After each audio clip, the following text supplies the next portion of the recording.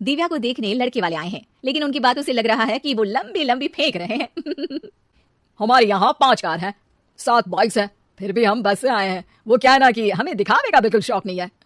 बड़ा नेक ख्याल है बेटा। लेकिन खुद की गाड़ी में बैठना दिखावा थोड़ी ना होता है। अरे हम दिल्ली से आए हैं, वहाँ पोल्यूशन बहुत है ना, तो हम गाड़ी में नहीं निकलते हैं। हाँ, ये उससे भी बड़ा नेक ख्याल है बेटा। लेकिन अगर आपको पोल्यूशन की इतनी चिंता है तो घर में 5 कार और 7 बाइक क्यों रखी है? अरे इतने पैसे हैं, फुर्सत में क्या करेंगे, कुछ ना कुछ खरीद लेते हैं। अभी पिछले ही हफ्ते एक हेलीकॉप्टर खरीदने का सोच रहा था। तो क्यों नहीं खरीदा?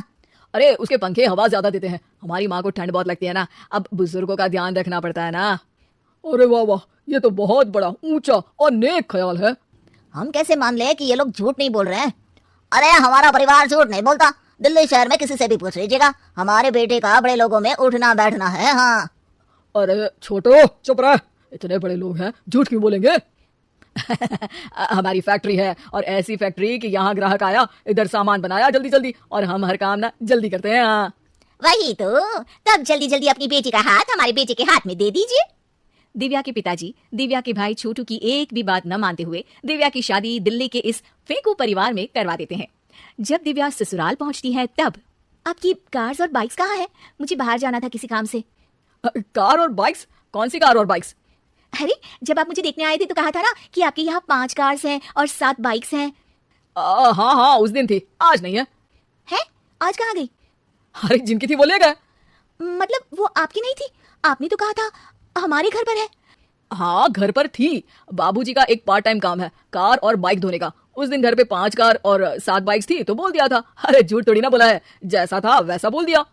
और वो हेलीकॉप्टर खरीदने वाली बात, वो झूठ थी क्या?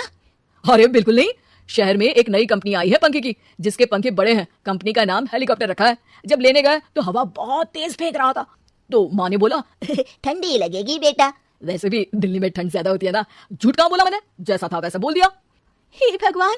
और वो फैक्ट्री वाली बात, इधर ग्राहक आया उधर सामान तैयार। अरे वो भी तो बिल्कुल सही है, मेरा ना पानी पूरी का ठेला है, इधर ग्राहक आता है उधर पानी पूरी बना देता हूँ। अरे झूठ कहाँ बोला, जैसा था वैसा बोल दिया। हे राम, मेरे तो कर्म फूट गए। आपने तो कहा था कि आप लोगों का बड़े लोगों में उठना बैठना है। अरे है तो, पहले मैं बहुत बड़े लोगों के यहाँ नौकर था। जब भी कोई गलती करता तो वो मुझसे उठक बैठक लगवा देते। हो गया ना बड़े लोगों में उठना बैठना। दिव्या अपने साथ हुए धोखे पर रोने लगती है और ठान लेती है कि वो ससुराल वालों को लाइन पर लाकर ही रहेगी और उनकी ये झूठ बोलने वाली आदत छुड़वा कर रहेगी। आप लोग खाने में क्या लेंगे? करेला खा लूंगा। अरे मुझे तो टिंडे खाने हैं। कद्दू खाऊंगा। अच्छी बात है, खाने के टेबल पर मिलते हैं। शाम को जब सब खाने के टेबल पर मिलते हैं तो सब देखते हैं कि टेबल पर प्लेट्स में एक पूरा और कच्चा कद्दू रखा है, कच्चा करेला रखा है और कच्चे टिंडे भी रखे हैं। बहू ये सब क्या है? ससुर जी के लिए करेले, आपके लिए टिंडे और श्रवण जी के लिए कद्दू। अरे वो तो दिख रहा है, लेकिन ये पकाया क्यों नहीं है? आप लोगों ने पकाने को तो नहीं कहा था, बस मैंने पूछा था क्या खाएंगे तो आपने ये कहा था कि करेले टिंडे और कद्दू खाने वाले हैं। ये क्या मजाक है दिव्या, तुम झूठ बोल रही हो। अरे मजाक कहा है, आपने कहा कद्दू खाएंगे तो खाइए, ऐसी थोड़ी ना कहा था कि पका हुआ खाएंगे। और वो आप क्या कहते हैं, जैसा था वैसा बोल दिया। झूठ कहाँ बोला मैंने? दिव्या की बात सुनकर समझकर सब शर्मिंदा हो जाते हैं और उन्हें अपने किए और झूठ बोलने की आदत पर पछतावा होता है।